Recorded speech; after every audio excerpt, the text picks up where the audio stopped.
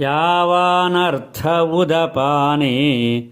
सर्वतः सम्प्लुतोदके तावान् सर्वेषु वेदेषु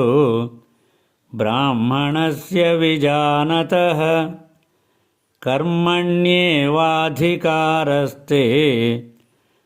मा फलेषु कदाचन मा कर्मफलहेतुर्भूः मा ते सङ्गोऽस्त्वकर्मणि योगस्थः कुरु कर्माणि सङ्गं त्यक्त्वा धनञ्जय सिद्ध्यसिद्ध्योः समो भूत्वा समत्वं योग उच्यते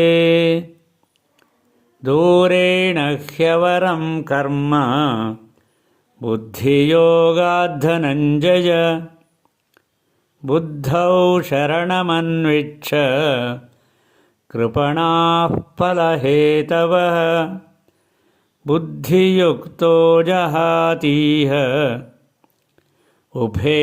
सुकृतदुष्कृते तस्माद्योगाय युज्यस्व योगः कर्मसु कौशलम् हरिः ओम्।